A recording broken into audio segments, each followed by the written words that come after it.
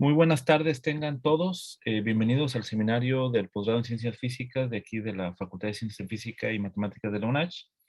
En esta ocasión tenemos el honor de tener como invitada a la doctora Dulce María Valencia Manrique, que nos trae una plática sobre el entendimiento del tensor de esfuerzos en objetos elásticos.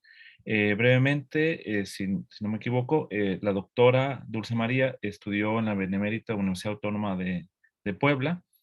Después hizo un doctorado en el CIMBESTAB, en el Departamento de Física, eh, y realizó también una estancia postdoctoral en la Universidad de Guanajuato. Posterior y actualmente se encuentra realizando una estancia postdoctoral en la Universidad Northwestern en Estados Unidos. Y bueno, ella ha contribuido eh, en varios trabajos de investigación sobre el estudio de membranas fluidas. Por ejemplo, uno de sus artículos más destacados son un modelo para estudiar el retículo endoplasmático a través de modelos elásticos, como los que nos va a presentar ahora, también estudio de polímeros, entre otras aproximaciones, ¿no? Bueno, pues le damos la palabra a la doctora. Muchas gracias, Dulce. Adelante. Muchas gracias, Pavel, por la invitación y gracias a todos los asistentes por su tiempo. Bueno, la plática se divide en 4 secciones. En la primera parte voy a hablar un poco sobre la motivación del trabajo que realizo. En la siguiente parte voy a explicar principalmente para los estudiantes algunos antecedentes teóricos y sobre sobre algunas definiciones de las herramientas que utilizamos para el modelado de sistemas biológicos, básicamente. En la tercera sección voy a exponer algunos ejemplos de cómo se puede determinar el estrés, el tensor de estrés para diferentes sistemas extendidos. Y bueno, finalmente daré unas conclusiones breves sobre y algunas ideas sobre posible trabajo posterior que se pudiera realizar. Bueno, la motivación principal es que en el área de materia condensada blanda tenemos muchos sistemas complejos, tales como las membranas celulares, cuyas interacciones y composición química es súper complejo y súper difícil de manejar mediante una sola aproximación, es decir, mediante simulaciones o cálculos químicos, geométricos, etcétera. La información que podemos extraer de estos sistemas requiere de un enfoque interdisciplinario. Y entonces nosotros como físicos podemos aproximar estos sistemas de gran complejidad mediante los modelos que nosotros estamos acostumbrados a tratar en el área de física teórica. En particular, podemos entender que una membrana fluida o una membrana celular en cierta escala de aproximación se puede considerar como una superficie elástica y cuyas características físicas más relevantes para entender la morfología o cómo evoluciona este sistema cuando se deforma es mediante una superficie física, que es simplemente una superficie matemática, como ustedes lo saben, y que tiene una característica física asociada, que en este caso va a ser la rigidez. Y esta rigidez se acostumbra a denotar por una letra griega que se llama kappa. Entonces, si nosotros entendemos este primer modelo minimalista como una aproximación burda de la realidad, nosotros podemos preguntarle a este sistema idealizado qué información nos puede dar sobre este sistema complejo. Y esa es esencialmente la principal motivación de la aproximación que realizamos. Cuando esta constante de rigidez es una constante asociada al sistema, nosotros podemos trabajar mediante las herramientas de la geometría diferencial que conocemos, y podemos observar diferentes escenarios en los cuales este sistema está involucrado en diferentes situaciones. Por ejemplo, nosotros podemos describir una superficie matemática mediante la geometría diferencial y en equilibrio podemos determinar las configuraciones preferentes. Es decir, si tenemos una superficie física elástica y podemos asociar una energía que describa su comportamiento a cierta escala, mediante la herramienta del cálculo variacional, nosotros podemos determinar las configuraciones de equilibrio, es decir, cuando hacemos una variación de esa energía asociada a esa superficie física, nosotros podemos determinar las llamadas ecuaciones de Euler-Lagrange, cuyas soluciones nos van a dar las configuraciones preferentes de ese sistema con las condiciones de frontera o las condiciones del medio ambiente que nos interese. En particular, podemos caricaturizar una membrana celular y su medio ambiente, incluirlo en este modelo y de esa caricatura extraer información de ese sistema que está a su vez relacionado con el otro sistema de gran complejidad. Entonces, bajo deformaciones, esta superficie siempre se va a poder escribir por cualquier método variacional como una parte de bulto, es decir, que depende linealmente de esa variación, más una parte de frontera que siempre se va a poder escribir como una divergencia. Esa parte de frontera siempre se va a poder escribir como una cantidad desconocida multiplicada por un término lineal en la variación.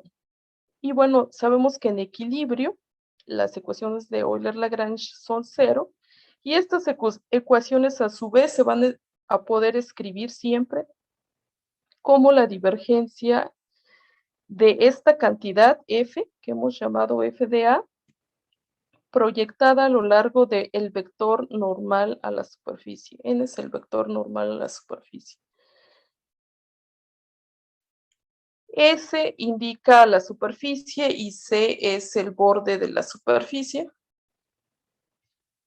Y bueno, X nos va a describir la función de encajamiento de la superficie, en particular en este caso en el plano euclidiano. En el espacio euclidiano, perdón.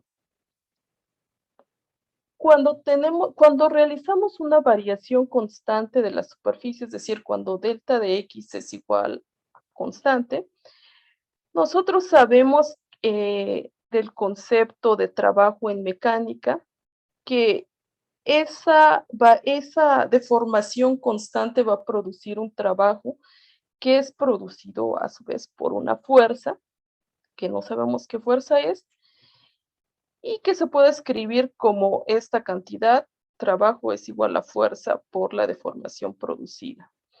Entonces nosotros, el trabajo que tenemos es cómo podemos describir esta fuerza, F, en términos de las cantidades geométricas que nosotros vamos a asociar a la superficie. Entonces, la variación, de acuerdo a esta explicación y esta definición de esta cantidad de F, la podemos escribir como el producto de esta deformación constante por las ecuaciones de Euler-Lagrange. Y usando el teorema de la divergencia, nosotros podemos transformar esta integral de volumen en una integral de línea e inmediatamente identificamos esta cantidad como la fuerza transmitida por la superficie a lo largo del contorno o la frontera C.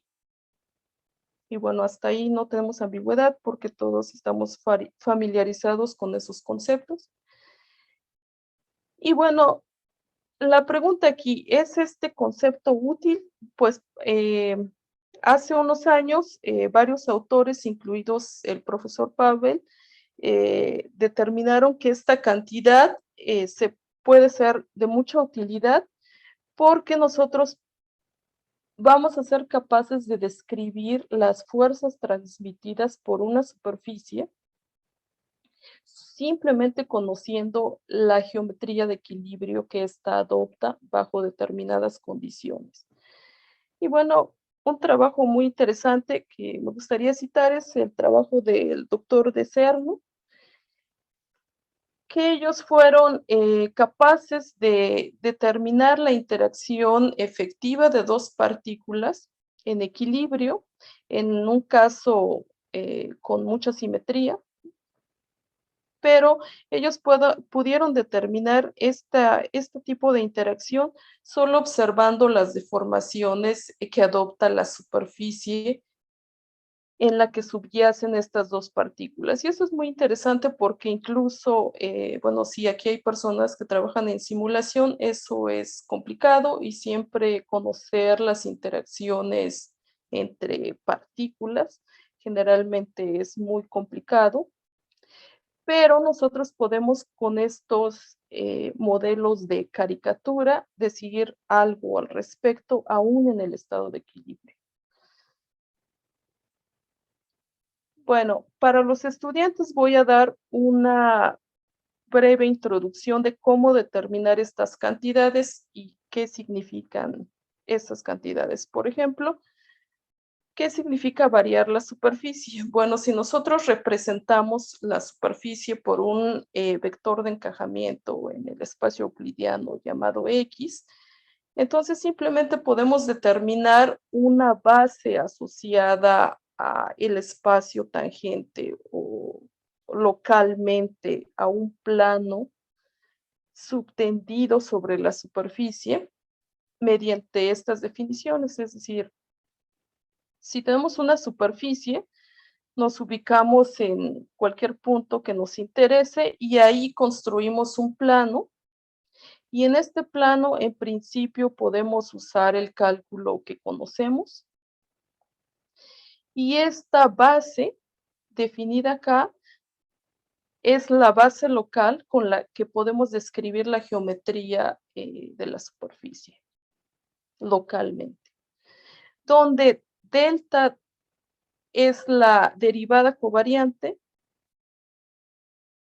que nosotros necesitamos para comparar cantidades de un plano tangente a otro plano tangente.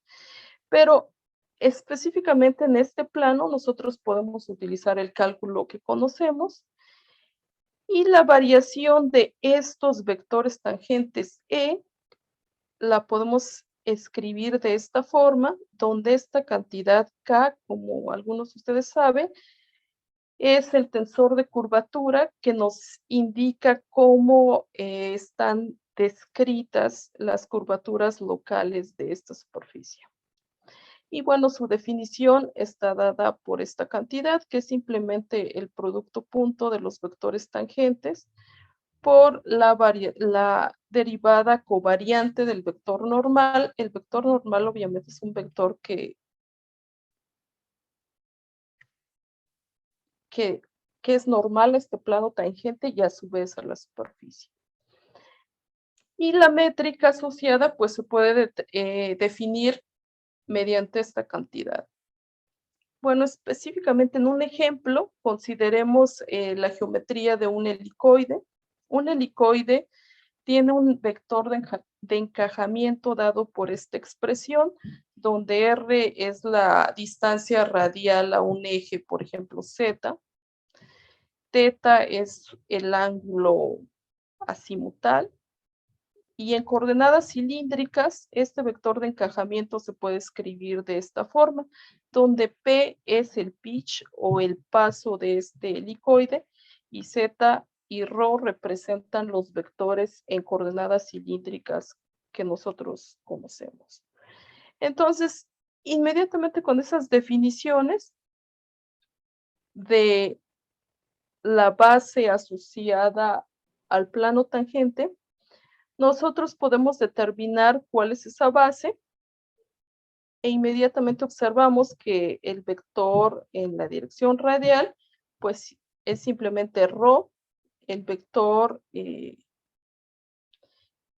E teta está dado por esta expresión. Y con las definiciones de métrica nosotros podemos determinar la métrica y podemos determinar los escalares principales del tensor de curvatura.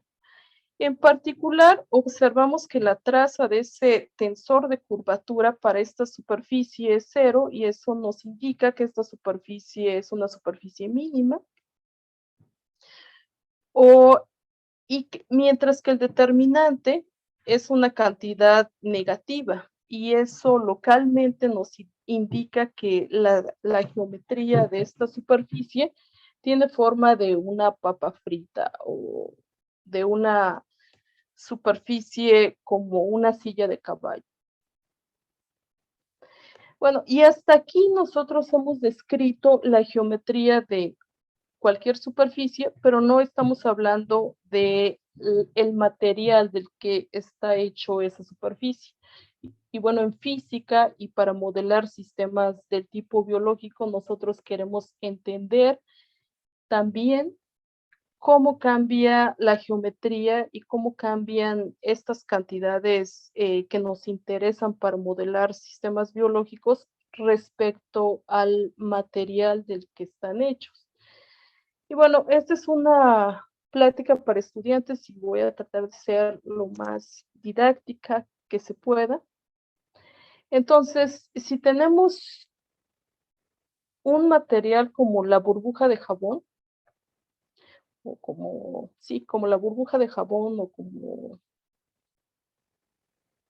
de ese tipo de materiales, nosotros sabemos que la energía asociada a un material como tal es proporcional al área que queda expuesta de ese material. Es decir,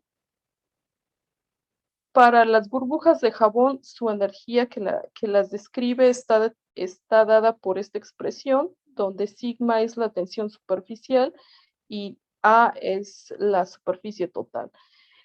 Para una superficie curva, esta área se va a poder escribir de esta forma, donde G es el determinante de la métrica y este es el elemento de área, pero proyectado en el plano tangente. Entonces, podemos hacer la variación de esta energía y esencialmente lo que vamos a, dado que esta es una constante, la variación de la energía, perdón, aquí falta una sigma, está relacionada esencialmente con la variación del determinante de la métrica y lo podemos escribir siempre así. Bueno, vía la definición de la métrica, nosotros podemos, después de algo de álgebra, podemos escribir esta variación mediante esta forma, donde delta X es la variación de la superficie y KAB representa, como dije antes, el tensor de curvatura que nos va a codificar las curvaturas locales de esa superficie. Entonces, usando la receta que dije al inicio, podemos escribir esta variación en esta forma e identificamos que la cantidad que va a multiplicar linealmente a esta variación, pues es simplemente sigma, la, la tensión superficial, por el vector tangencial a la superficie EA. Y entonces, como les dije, podemos identificar que el tensor de esfuerzo, pues es simplemente proporcionar a esta tensión superficial multiplicado por los vectores tangenciales a la superficie, pero proyectados en dirección perpendicular al contorno. ¿Al contorno de quién? Pues de la frontera de esto, donde estemos calculando el bulto, donde estemos calculando esta integral en el bulto, la frontera el contorno de esto es donde este vector L va a ser perpendicular. Ustedes me pueden interrumpir cuando gusten, si algo no se entiende, perdón, llevo 3 años aquí y es un poquito difícil hacer el cambio del idioma.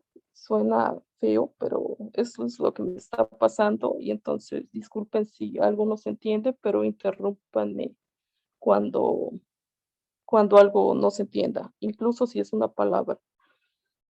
Bueno, esta fuerza, para el caso de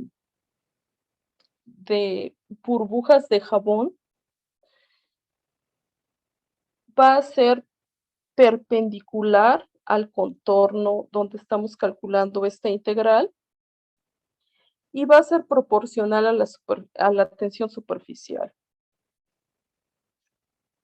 ¿Cómo podemos entender esto? Es decir, si nosotros insistimos en construir una superficie helicoidal que va a ser hecha de burbuja de jabón, de material de burbuja de jabón, nosotros tenemos que compensar una fuerza en la frontera dada por esta expresión y que va a depender de esta tensión superficial. Obviamente nosotros sabemos físicamente que podemos modificar esta tensión superficial de muchas formas. Por ejemplo, si agregamos jabón, más jabón, nosotros vamos a decrecer esta tensión superficial y por lo tanto vamos a decrecer la fuerza total necesaria para mantener la forma de un helicoide hecho con burbuja, con material de la burbuja de jabón. Y esto es lo que significa. Bueno, y si nosotros queremos construir un helicoide en vez de material de burbuja de jabón con material de membrana lípida o de membrana celular, ¿cuál es la fuerza que nosotros necesitaremos imprimir para que esta forma helicoidal se mantenga estable? Y esa es la pregunta que quiero hacer. Bueno, siguiendo esta receta, nosotros podemos determinar o proponer cuál es la energía que va a describir a esta membrana lípida. Y bueno, eso nosotros no lo tenemos que proponer porque ya hace más de 70 años mucha gente lo ha propuesto. En particular, Helfrich fue el primero que lo sugirió y nos dice que para el caso de una membrana homogénea, es decir, que no presenta asimetrías, esta energía de interacción se puede escribir mediante esta expresión, donde K es la traza del tensor de curvatura, G es la métrica y kappa es la rigidez de la superficie. Kappa barra es otra rigidez de la superficie, pero que tiene un significado interesante. Y sigma es otra vez la tensión superficial. Bueno, nosotros sabemos, y en la literatura ya mucha gente lo ha determinado, que las ecuaciones de Euler-Lagrange para una energía asociada a una membrana homogénea de esta forma se pueden escribir de la siguiente forma. Y nosotros nos preguntamos, ¿es una superficie mínima o es un helicoide, un equilibrio de una membrana homogénea? Y bueno, lo que tenemos que hacer es simplemente sustituir las cantidades asociadas a un helicoide en esta expresión y si es el caso, entonces sí es un estado de equilibrio de una membrana lípida. ¿Qué quiero decir? Por ejemplo, si regresamos 2 diapositivas, observamos que un helicoide en particular tiene traza igual a 0. Entonces, si sustituimos esa traza igual a 0 en esta ecuación, nosotros observamos que acá nos queda 0, 0, 0 y 0. Entonces, en principio, un helicoide sí es un equilibrio de una membrana homogénea.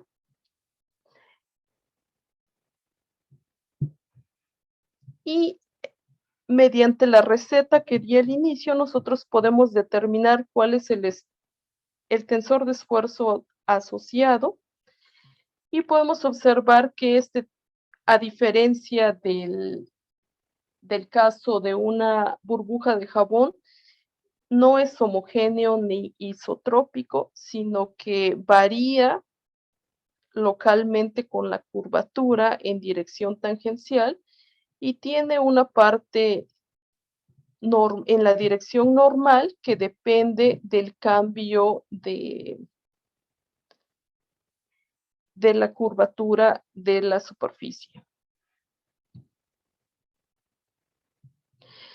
Pero, sin embargo, en el caso particular de un helicoide, nosotros observamos que si K es 0, este término es 0, este término también es 0, y el tensor de esfuerzo FA se reduce al tensor de esfuerzo de una burbuja de jabón. Y eso está interesante porque en el caso particular de un helicoide, las fuerzas se distribuyen de forma isotrópica y homogénea, justo como en el caso de una burbuja de jabón. Bueno, pero ¿qué pasa si en vez de una burbuja homogénea e isotrópica nosotros tenemos una membrana asimétrica que se puede conseguir si en vez de construir la bicapa con un mismo tipo de lípidos, nosotros mezclamos dos tipos de lípidos y producimos una curvatura espontánea? Si eso sucede, entonces lo que observamos es que la curvatura preferente de la membrana va a ser ahora algo cóncavo o convexo, dependiendo del signo de K0 de forma teórica y dependiendo del tipo de lípidos que nosotros estemos mezclando de manera experimental. Entonces, podemos observar que la densidad de energía de una membrana construida de forma simétrica o con diferentes tipos de lípidos, a primera aproximación se puede describir mediante esta energía, donde con el fin de que nosotros establezcamos que K es igual a K, que la curvatura preferente va a ser esta curvatura espontánea en la membrana, pero teóricamente nosotros podemos observar que si nosotros rearreglamos este término, podemos reescribir esta cantidad como la densidad de energía de una membrana homogénea más un término constante, perdón, más un término que renormaliza la tensión superficial. Físicamente, ¿esto qué significa?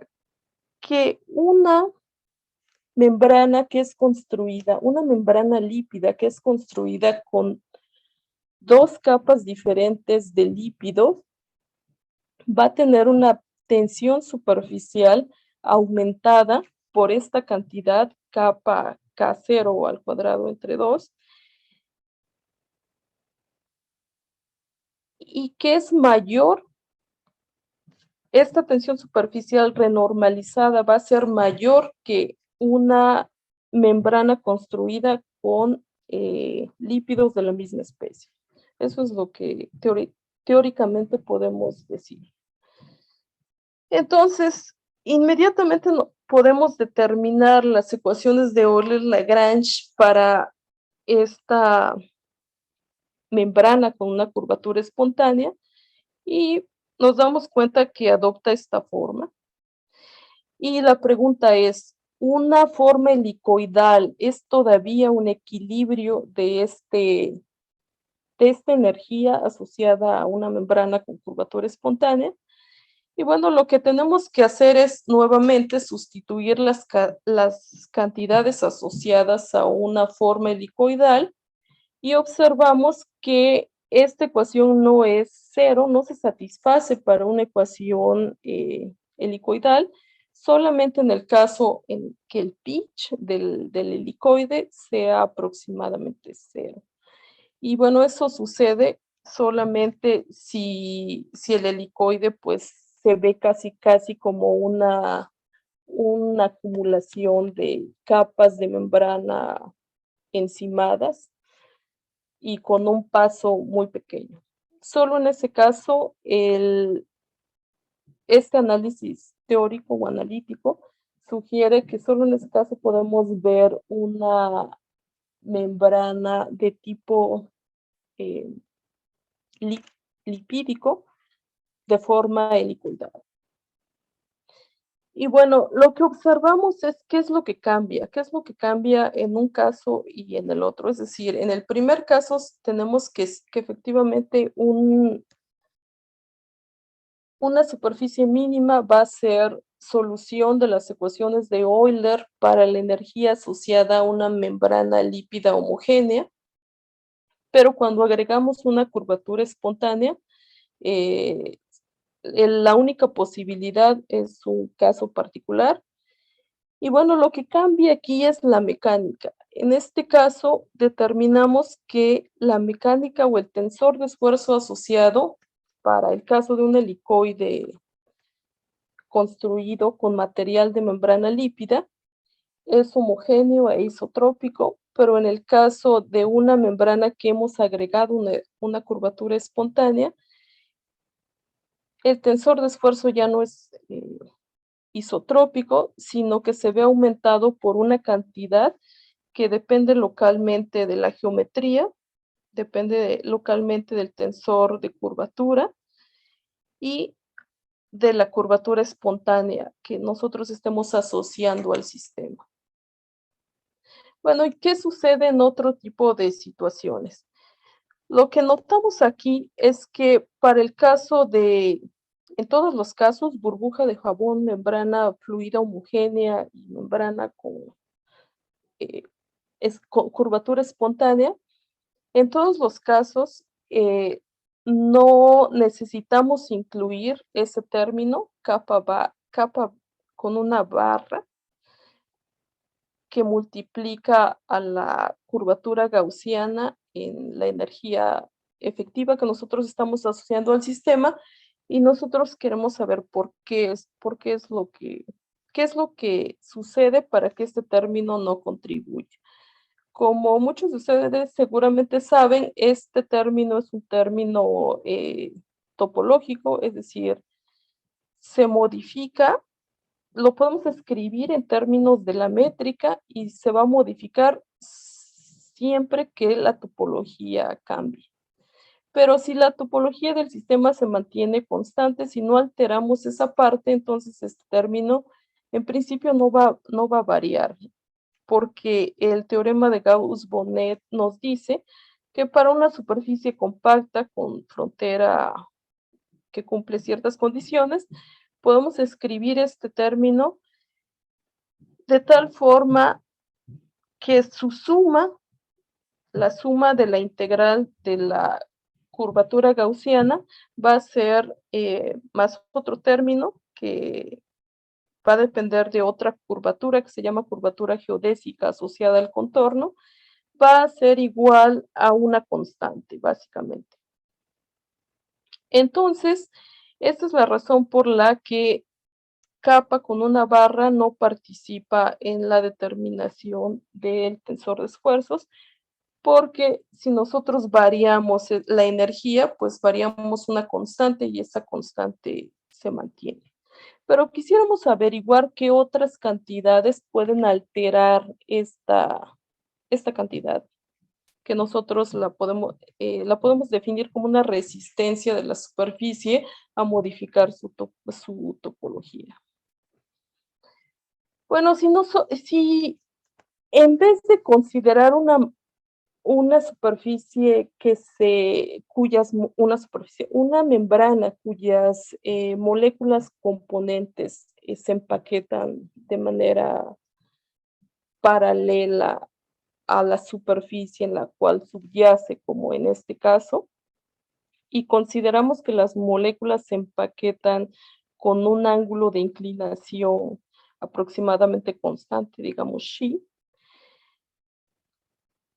la energía que podemos asociar a un sistema como este, bueno, ya la han determinado muchos autores, en particular la energía de cristales líquidos o la energía de Frank, como seguramente muchos la conocen, se puede escribir de esta manera, donde M es la proyección de un vector de orden, es decir, si nosotros asociamos un vector a la orientación de cada una de estas moléculas y proyectamos ese vector en la base tangente a la superficie, es decir, en la base tangente al plano local de una superficie, entonces podemos describir la proyección de ese vector de orden de esta manera, donde E nos representa la base del espacio tangente a la superficie, como lo mencioné, y mediante esta cantidad nosotros podemos construir otra vez una energía efectiva de esta forma y que podemos escribir explícitamente mediante esta expresión, donde lambda es una cantidad que nos indica el grado de empaquetamiento, perdón, el grado o la energía que nosotros tenemos que vencer para cambiar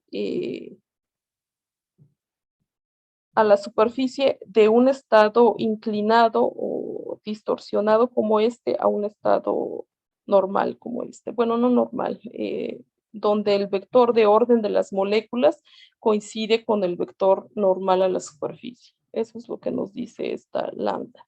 Es la energía que nosotros necesitamos imprimir para llevar a este sistema, o viceversa, dependiendo del signo que nosotros adoptemos.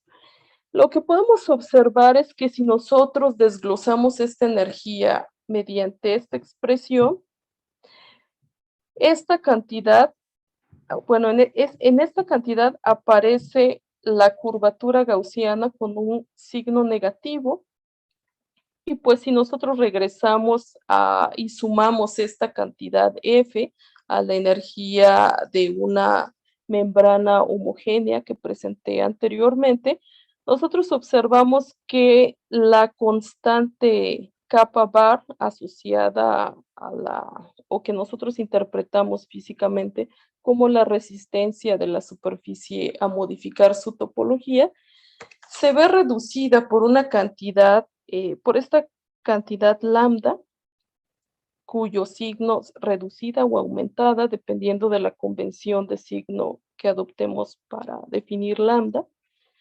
Y bueno, eso es interesante, porque nos dice que cuando las partículas se empaquetan de forma inclinada en una membrana, lo que estamos observando físicamente es que el sistema tiene una tendencia mayor o menor dependiendo de la convención del signo de lambda para modificar la topología de la superficie.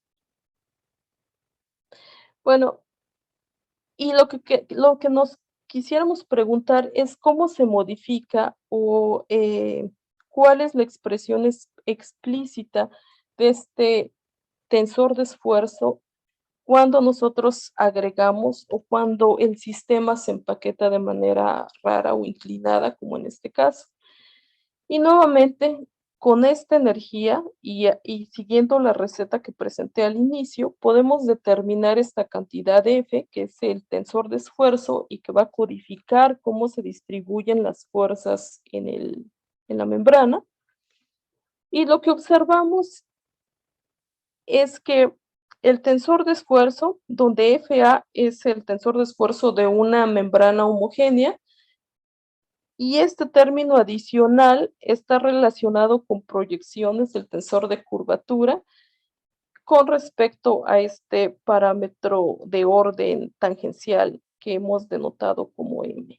Y chi es el ángulo de inclinamiento que consideramos fijo para las moléculas. Y lo que observamos es que en el caso de membranas con un ordenamiento o un efecto de inclinación, el tensor de esfuerzo resultante, siguiendo la receta que comenté al inicio, solo cambia de manera tangencial, es decir, si nosotros solo tenemos que agregar un término en dirección tangencial a la superficie, que para el caso particular en que el ángulo de inclinación de empaquetamiento de estas moléculas se mantiene constante, se puede escribir en esta forma. Nosotros observamos que este término es simplemente un término que produce una curvatura espontánea, pero no global en la superficie, sino local. Y este término es un término que produce una especie de torsión en la superficie, no global, sino local otra vez. Pero el efecto resultante es que el tensor de esfuerzo asociado a un sistema de estas características solo produce un efecto en la dirección tangencial a la superficie, no en la dirección normal. Ahora, si nosotros incluimos en la energía un término chiral, es decir, si las moléculas componentes naturalmente no presentan simetría de reflexión, entonces el empaquetamiento que éstas adopten en el sistema va a ser un poquito más complejo y como consecuencia el tensor asociado también se va a modificar. Y lo que observamos es que el mínimo término chiral para considerar esta situación se puede escribir en esta forma, donde lambda CH nos va a representar otra vez la energía asociada a el grado de interacción chiral o qué tanto estas partículas se ven afectadas por su empaquetamiento extraño. Y este término esencialmente se puede considerar como una torsión espontánea, pero no global, sino que depende localmente del tensor de curvatura.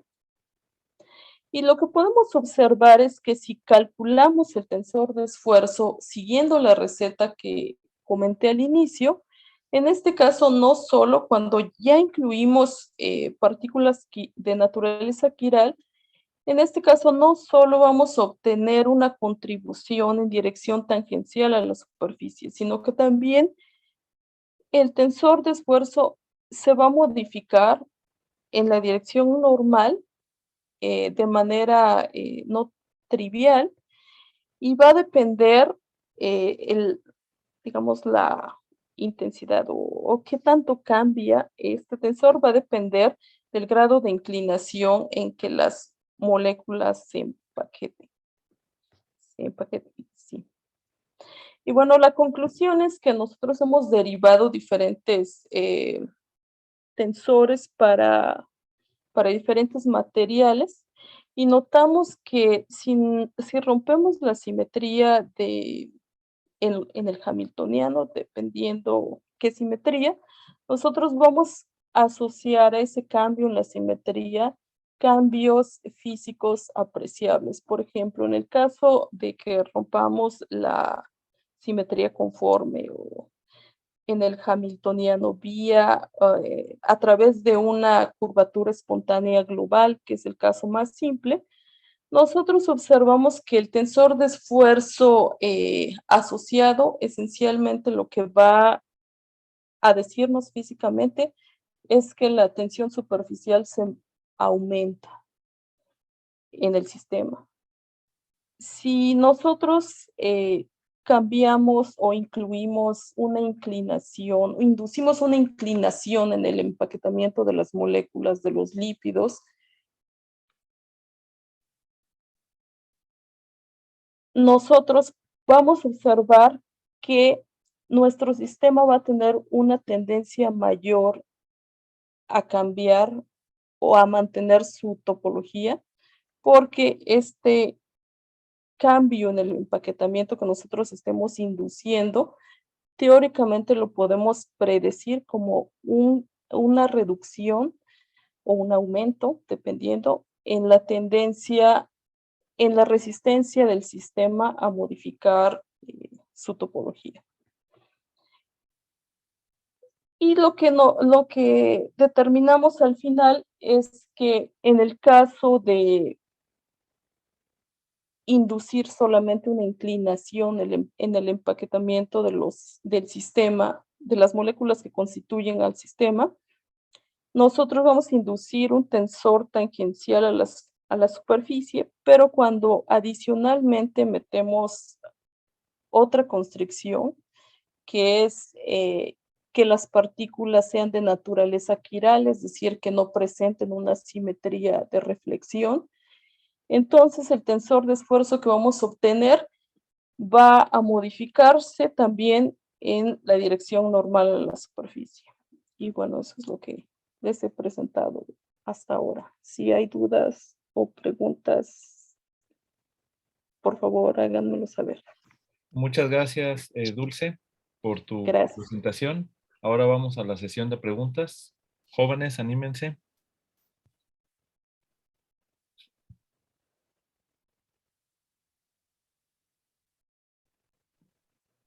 Hola, buenas tardes. Hola. Adelante. Entonces, bueno, entendí que dependiendo de la geometría de la membrana, bueno, va a depender la complejidad del tensor que vamos a ir obteniendo. Sí, sí, así es. Sí, sí, Y, sí.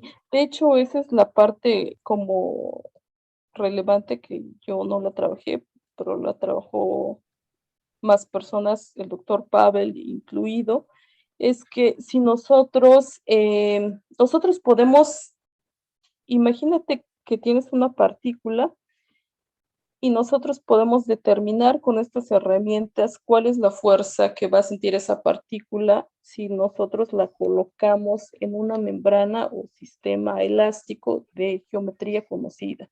Si conocemos la geometría que subyace a esta partícula o donde esta partícula está colocada, entonces en principio, no siempre es posible, pero en principio podemos determinar cuál es la fuerza que esta partícula experimenta por estar colocada en esta superficie de geometría conocida. Sí, ok, sí, gracias. no, gracias a ti. Gracias. ¿Alguien más tiene alguna pregunta? Sí, yo, Adelante, Juan. en la parte donde considera la configuración interna de la membrana que tiene una inclinación, como resultado obtuvo que el tensor de esfuerzos está descrito por la parte que se obtendría de forma normal, más un término que es puramente tangencial, pero es Sí, localmente. sí, Entonces, no se han visto casos donde, digamos, esté una geometría un poquito más específica y esa parte local se convierta global. Esa es una muy buena pregunta. Tienes razón.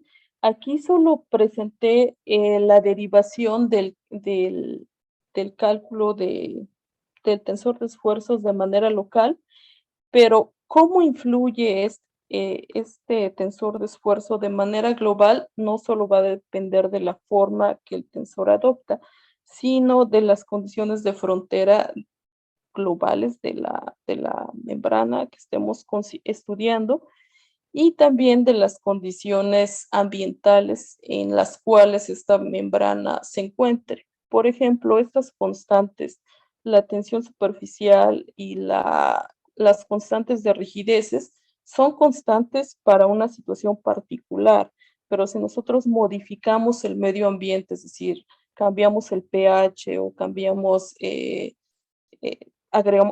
agregamos sal y cambiamos las interacciones electrostáticas, entonces estas constantes se van a modificar. Y en esa competencia de interacción, es esa competencia de interacciones son las que nos van a definir globalmente cómo, cuál va a ser la morfología que el sistema va a adoptar en equilibrio. ¿Respondí tu pregunta? Sí, más o menos. Es que mi duda es, aparte de todas las condiciones que se toma, ya que son más o menos condiciones generales en este momento, o sea, no nos importa por el momento cómo son las condiciones, sino ya tenemos un tensor que nos va a describir pues, sus esfuerzos. Localmente, sí, Ajá, solo localmente. localmente. Entonces, por ejemplo, digamos que trabajando ya digamos que con una geometría específica, con condiciones específicas, había dicho que la segunda parte, en la hora de tener la configuración inclinada, era una atribución más tangencial. Mi duda era más que si en ciertas configuraciones, ya sea una esfera o quizás un plano, a lo más sencillo, esa parte local se vuelve global. Sí, pero sí, pero como lo dije antes, va a depender de otros factores para que eso no siempre. De hecho, la literatura te dice que lo que pasa localmente no siempre se traduce en un efecto global. ¿Y cuál es bueno, lo poquito que yo entiendo es cuál es la razón para que algo que ocurre de manera local se observe de forma global, como lo dices, y eso va a depender de las condiciones de frontera y de las condiciones ambientales o de la competencia de las interacciones que estén actuando en el sistema. Es decir, por ejemplo, para un sistema inclinado que está fluctuando debido a cambios térmicos, estas inclinaciones van a ser irrelevantes para describir su morfología de manera global, porque el movimiento térmico finalmente va a llevar a un sistema inclinado como este, a un estado como este, que es el más favorable. Pero cuando este tipo de inclinaciones afecta globalmente, eso va a depender de, como lo dije, de las condiciones de frontera y de cambios ambientales en los cuales el sistema se encuentra. Ok, muchas gracias. No, gracias a ti por tu pregunta. ¿Alguien más tiene alguna pregunta?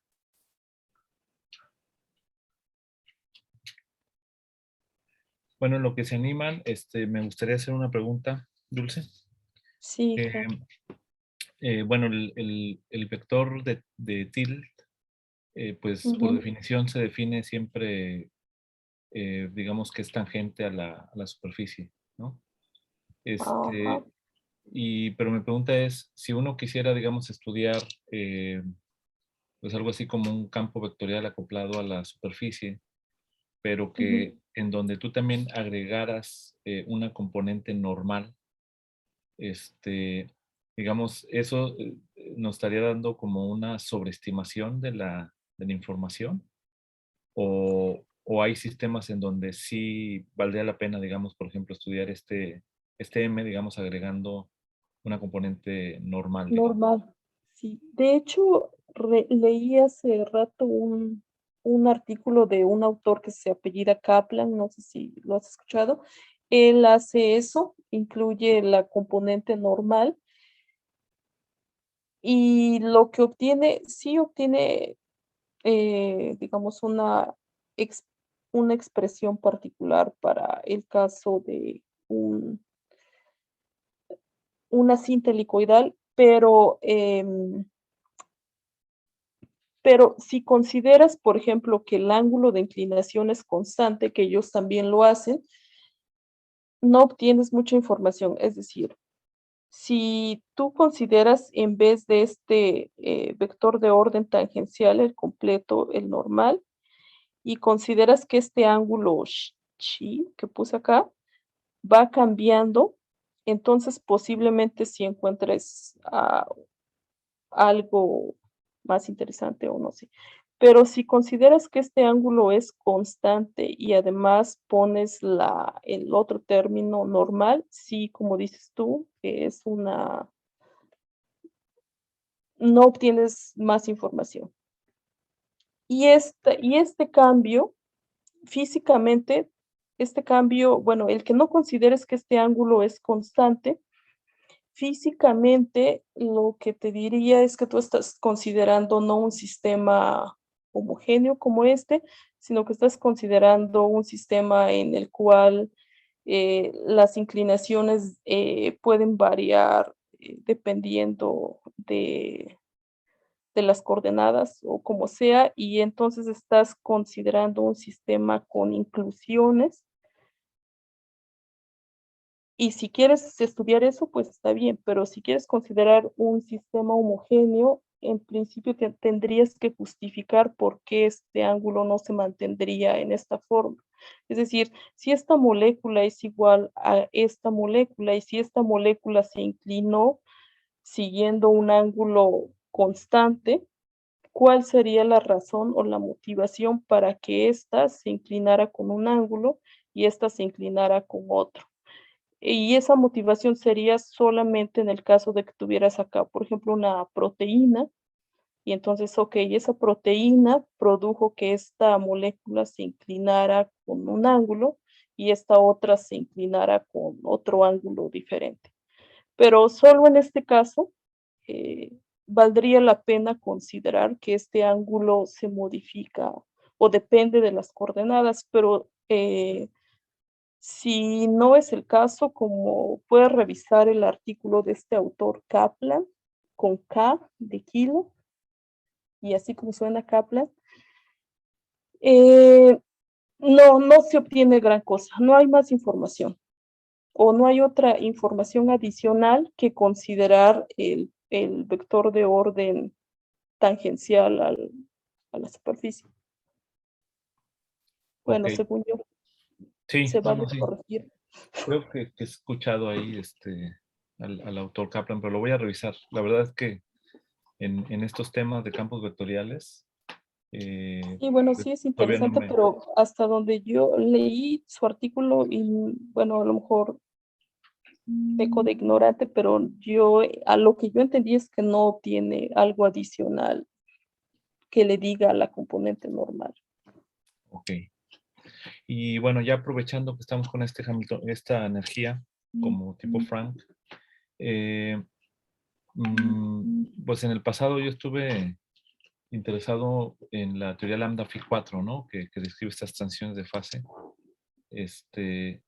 Y justamente, pues uno puede plantear estos modelos tipo Landau-Ginzburg, en Ah, sí, donde sí. puedes agregar términos de orden cuártico, ¿no? Aquí también Ujú. para campos vectoriales, etcétera. Entonces la pregunta aquí es si has visto en la literatura estudios en donde se incluyen interacciones de orden cuártico, pero para el tile, y si es relevante, ¿no? O sea, a lo mejor, digamos, no son interacciones que sean tan importantes, especialmente ya en el sistema físico real. Sí, sí, sí, tienes razón. Pues sí hay trabajos en orden mayor, pero en principio, pues va a depender, ¿no? De qué clase de sistema estés interesado en describir. Creo que el segundo orden en bueno, del que propuso Helfrich está dando resultados aceptables hasta donde sabemos. Pero sí, claro, como dice el doctor Pavel, hay otras aproximaciones que la verdad no sé.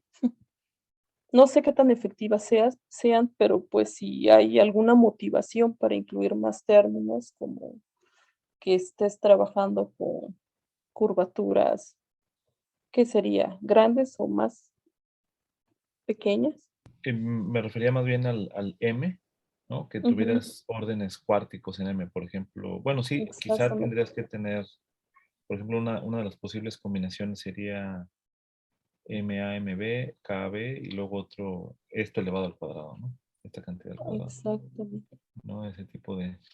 Pero bueno, y bueno, también hablando de lo que mencionabas de la topología, entonces digamos que si tú incluyes este tipo de término en el tensor de esfuerzos, sí se puede entonces capturar ya con este campo vectorial, sí se captura entonces la información de la topología. O sea, Ah, digamos que uno tendría la manera de medir de alguna manera en este el K tensor de barra. esfuerzo nunca aparece, bueno, con esta, incluso incluyendo un ordenamiento, no, aún así no aparece el término capa Ah, ok. capa con una barra. Aparece, pero en la energía podemos jugar con no renormalizar la energía incluyendo el ordenamiento, la energía de Frank, y ahí sí puedes observar que la capa con una barra sí disminuye por este término asociado a la energía de Frank y que viene del ordenamiento, pero que no lo contiene. O sea, viene de aquí, pero podemos escribir este término de tal forma que aparece una curvatura gaussiana aquí que no contiene componentes de este vector de orden M y que va a renormalizar eh, esta constante de rigidez. Ok. Ah, pues está interesante. Y Sí, de de hecho, hecho, tengo un ¿estás trabajo, trabajando bueno, actualmente en esto? sí, de hecho hay dos trabajos que están en esto, uno en esta parte de la topología y otro en esta parte del tensor de esfuerzo para sistemas de naturaleza quiral. Órale. Si gustas, bienvenido. Sí, sí, sí, me gustaría verlos y, o sea, ¿ya Ah, los pues tienes sí. publicados? Ya. No, pues ahorita está en proceso el Ah, de ok. la topología y el otro está en proceso de escritura. No, pues, cuando los publiques ya me gustaría verlos. Ah, sí, perfecto. Bueno, Muy bien, Dulce. ¿Alguien más tiene alguna pregunta?